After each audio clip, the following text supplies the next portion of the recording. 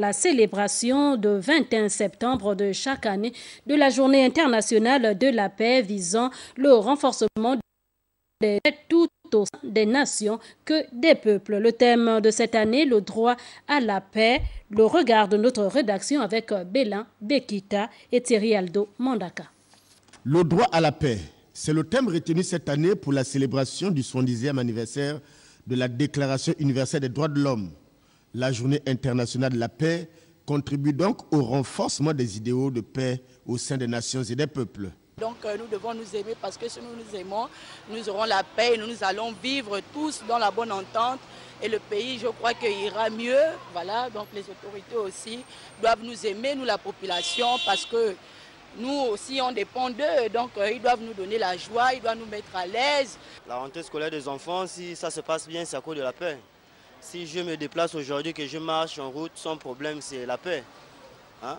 Ah ben, c'est ça. Constatant qu'il ne sera pas possible de construire un monde pacifique sans prendre des mesures, les Nations Unies ont opté pour l'introduction de l'objectif 17 qui intègre la notion de développement durable qui couvre un éventail de questions, notamment la pauvreté, la faim, la santé, l'éducation et les changements climatiques. Quand on a son assiette vide, quand on n'arrive pas à avoir la possibilité d'inscrire son enfant, quand on n'arrive pas à trouver du travail après une formation, la paix est mise entre parenthèses.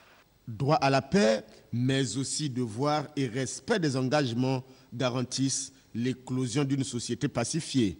Le droit à la paix, c'est donc finalement une donnée universelle qui permettrait à tous les citoyens de pouvoir aspirer à une vie sans trouble, sans pression, sans le fait qu'on puisse occulter quelque liberté que ce soit, mais en même temps dans le strict respect des règles, des normes et des lois. Dans son allocution de circonstance, le secrétaire général des Nations Unies, Antonio Guterres, a rappelé qu'il est temps que toutes les nations et les peuples respectent les engagements de la Déclaration des droits de l'homme qui recouvre la dignité inhérente à tous les membres de la famille humaine et leurs droits légaux et inaliénables.